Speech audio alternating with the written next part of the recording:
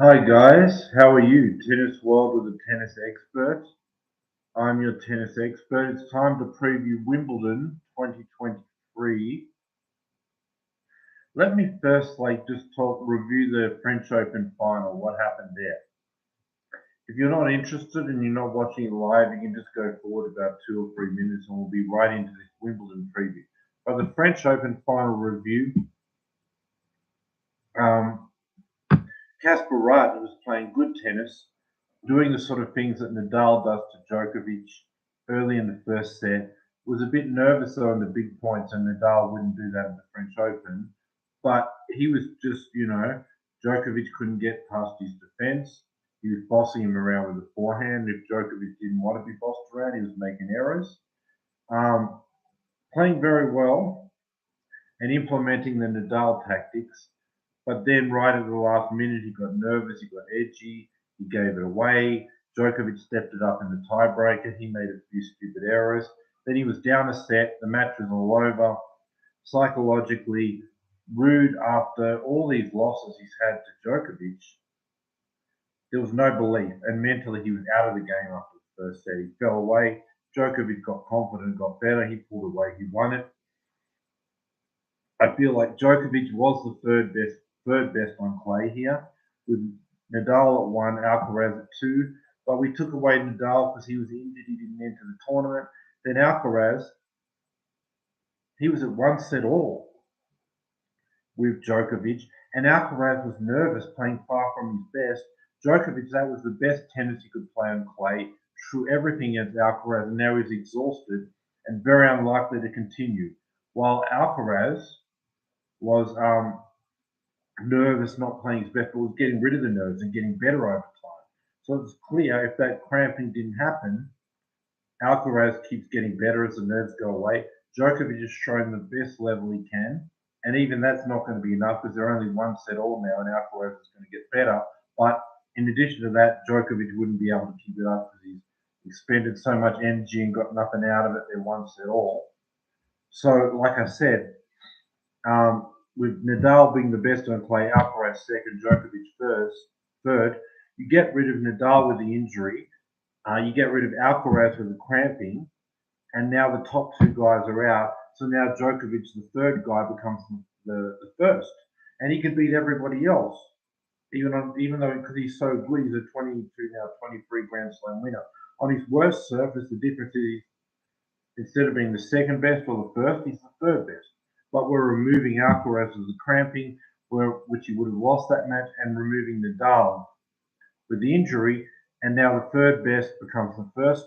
We've seen Djokovic from his whole 20 through to 34, he won one French Open, but then from the age of 34 to 36, he won 2 in 3 years. It's not because between 34 and 36 he's been his best. It's because there's been issues with Nadal's health, and it's been easier for him to do it. But he's always up there in the top few. So if there's a problem with his best competitors, he can get it. So it's been more about not him getting better. He's not better post 34. It's like he doesn't have to deal with Nadal. The competition's weaker. So yeah. And as far as the GOAT debate, he is statistically the GOAT. But I think the two main times where it's been decided is one, we started 2021, Nadal with 20 Grand Slams, Djokovic with 17. Um, Djokovic won 3 Grand Slams in 2021, Nadal zero. Nadal played 2 Grand Slams with an injury, missed the other two. Djokovic took advantage of the injury and went from 20 Grand Slams for Nadal, 17 to Djokovic, to 20 each. Then Nadal got back up after winning the French Open in 2022 and the Australian Open. It's 22 Grand Slams for Nadal, 20 for Djokovic. And then the last 4 Grand Slams since the French Open 2022, again, Nadal's been injured and Djokovic has won 3 of those 4. So again, now Djokovic has went from 22 to 20 behind Nadal to 23 to 22 up. But again, he's done that in a period of Nadal not having health.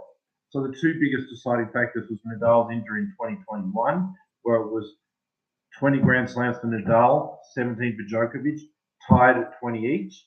And then when Nadal got up 22 Grand Slams, Djokovic at 20, and Nadal gets injured for 4 Grand Slams, and then it's 23-22. So the GOAT is being decided by health and not actually tennis in the court. But we can't deny when the statistics say Djokovic is the GOAT, but it's a shame it's been decided by Djokovic against people like Tsitsipas and Casper Ruud and such Nick Kyrgios and such matches like that. So I mean, it's bad for the game to have Djokovic just playing Tsitsipas, Casper Ruud, Nick Kyrgios, Shapovalov. That's what's deciding the greatest of all time. So it's a shame, but statistically, it's a fact. Djokovic is the greatest of all time at this point. A few Grand Slams, a few Masters 1000 ahead of Nadal. If he can come back and win a few of those, he can switch it up. But right now, it's Djokovic in the GOAT position. So let's get on to this Wimbledon preview right now. First, let's talk about Djokovic. He's got Kachin, he'll win that in straight sets. Nakashima, I think he'll probably play Wawrinka in the third round, but Wawrinka's not good on grass, so he'll win that. Then he'll move into the fourth round. Get Musetti, he'll win that. I think he'll get Aliassime,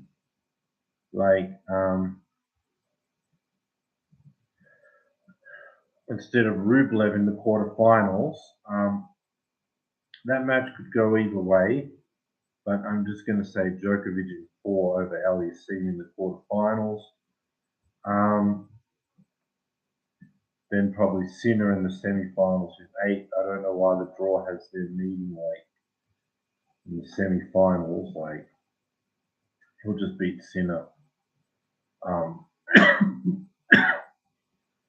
Djokovic move through to the final, maybe 4 sets again, because Sinner can rush him and overpower him a bit. But yeah, pretty easy draw. Djokovic moves through. Let's look at the other half of the draw.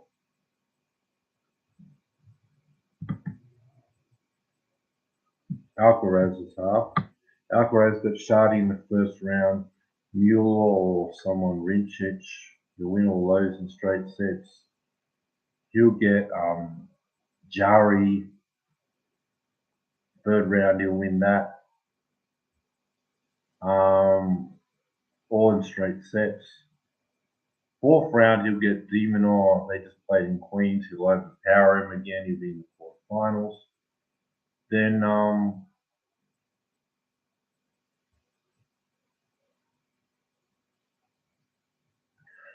excuse me, guys. Rune, he'll play Rune in the quarterfinals.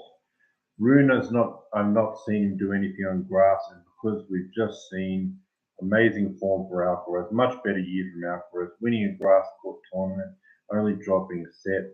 Rune's not done anything in the surface, so he'll win that in maybe 4 sets, move through to the semi-finals. And then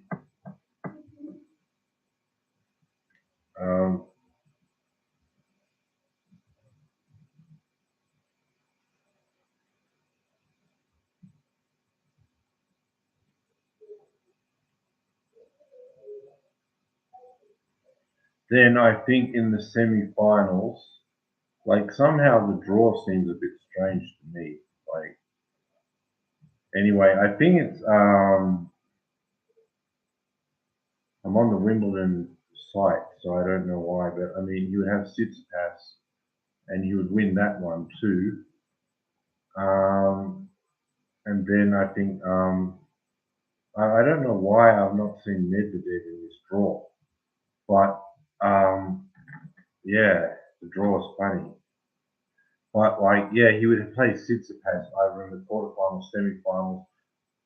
One of them will play Medvedev. I'm going to assume it's going to be Alcaraz, but he'll beat Tsitsipas in the quarterfinals, Medvedev in the semifinals.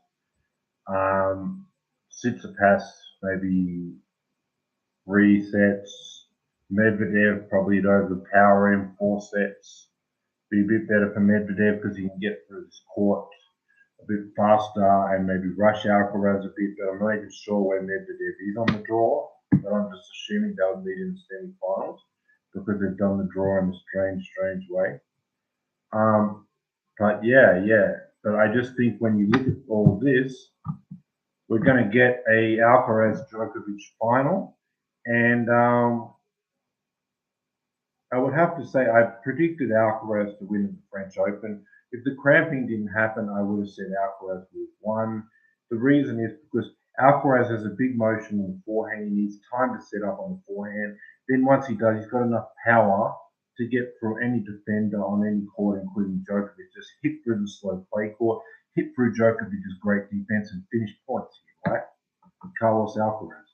But Djokovic on the slow court struggles to get it through a slow court and a very fast defender in Alcaraz. And also, Alcaraz is all the time to sit up. He can't be rushed.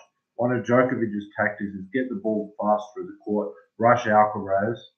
But with Alcaraz, you can't be rushed on play all the time to set up and the power to get past Djokovic's defense and finish points. Whereas Djokovic struggling to rush Alcaraz on his forehand, struggling to get power to get through Alcaraz's speed.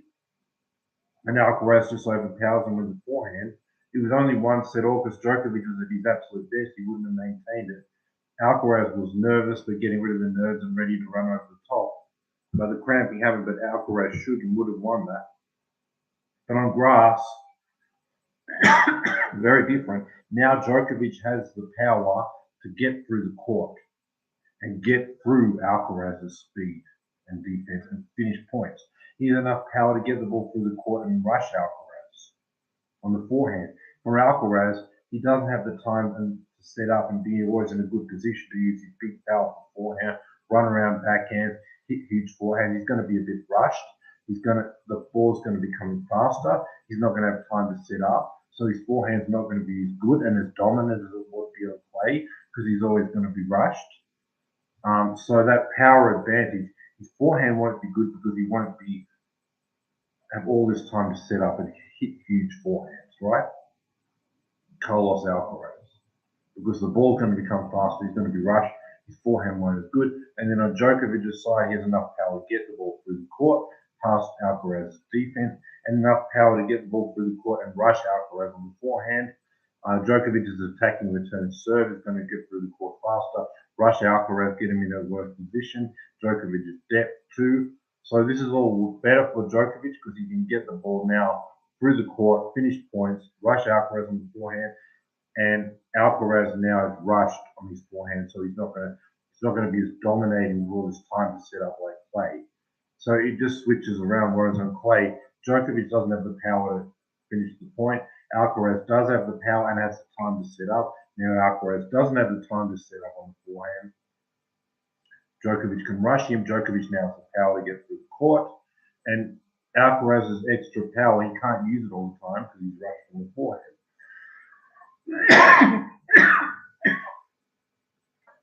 Slow clay court is like the worst court for Djokovic to beat Alcaraz, the best for Alcaraz. Of all the 4 Grand Slams, Wimbledon would be the best court for Djokovic to have the highest chance to beat Alcaraz, and the worst for Alcaraz. Even though Djokovic's best Grand Slam is the Australian Open, you've got to say he's won 7 Wimbledon, 10 Australian Opens. He's great in both, but Alcaraz himself is good on hard courts, right? He's good on clay, but grass, he's probably not even played 20 matches in his life, and he's playing someone who's won 10, 7 Wimbledons. So when you consider how good Djokovic is, how little experienced Alcaraz is, on grass, this is the best place for Djokovic to beat Alcaraz, not the Australian Open. Because yes, Djokovic is good, but Alcaraz is also good.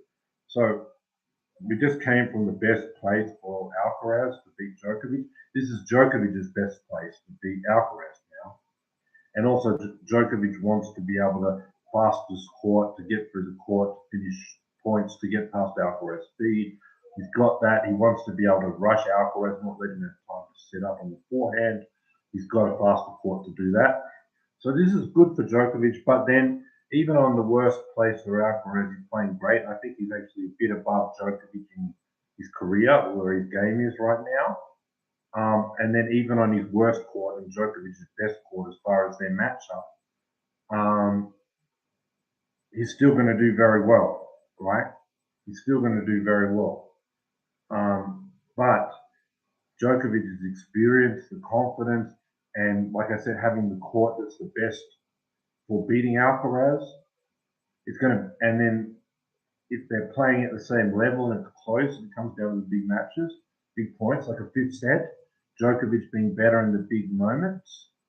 So Alcaraz is going to be great, but it is going to be hard for him beating Djokovic on the court.